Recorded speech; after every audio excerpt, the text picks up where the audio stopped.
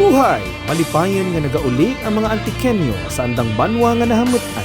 Sakay sa pinakabagpo kag pinakamoderno nga barko kang Starlight Ferries, formal naging inagurahan ang pagpalayag kang nga shipping company halin sa puerto kang Batangas, pauli sa Lipata, Kulasing, Antique.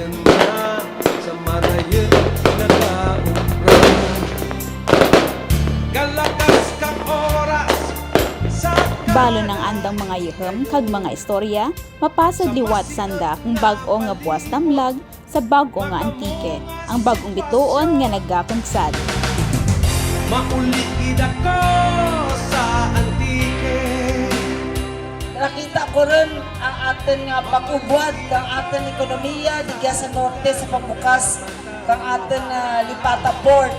So nagapakita dyan sa pandemic ang Antikenyo nagbukas ka andang airport, nagbukas ka andang pier, nagbukas ka man din isari ng mga negosyo, kag bisan ng ibang probinsya gin pagkampang kang pandemic sa Antique na because of the resilience, katandes, kakaisip ka mga Antikenyo, nagalupok ta ng ekonomiya dito sa Antique.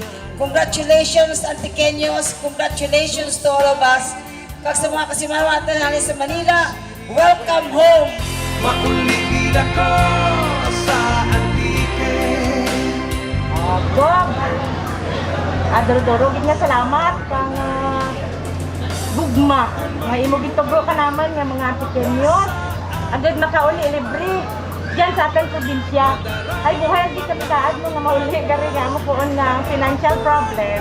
Amo kita number 1 nga naka ka naman nga hindi ka rin makauli.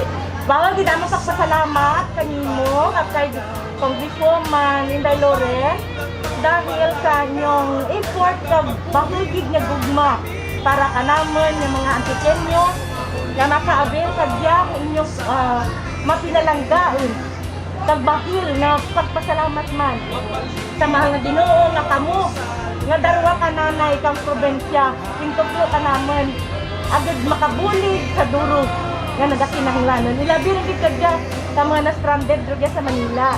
Salamat kay Deputy Speaker Lorin Ricarda at kay Gov. Dodod Candiao. Nakauli rin kami sa Antique. Law ang dapya kang hangin. Pinapasalamatan ko lang yung si Gobernador sa hinulig na kanaman nga nakaulit kami siya sa tamon yung mga bagay na kasi kapag kayo mga pangabuhi kabulig na kanaman.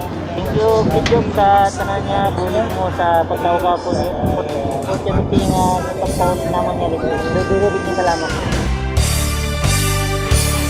Maulikid ako sa Antique. Pasalamat kaya kayo. Congressman sa kay Gugma. Bubulog nga salamat. Nakauli kami, nakalibre pumasahe. Sa lahat ng mga taga-Antique, ito mas madaling way para umuwi at bumalik ng Manila. Okay. Dito man on board, makakapag-relax kayo or lahat ng kailangan nyo, halos nandito na rin lahat ng kakailangan. And we have a friendly staff na mag-assist in case na may kinakailangan. This is a very important moment, not just for Antikenyos, but for all people who love Antique. If other people think that this is just a mode of transportation, hindi. Pagkatugang lang yung mode of transportation. This makes accessibility of our province in terms of tourism and trade mas dali rin halin sa Manila. Kung may mga goods, mabarato ang mga agriculture will be easily supported. Ating mga goods sige, dali natin mapadala sa Manila. So may dyan lang implikasyon sa ating ekonomiya, sa cost ng medicines natin, sa cost ng foods natin. Pati pagbaligya kang ating karap sa North Zone, ito is very easy rin. At hindi natin kinalan mag-agi sa Iloilo pa. Maulikid ako sa Antique. Ay nahidlaw rin gitakin kay nanay kag tatay.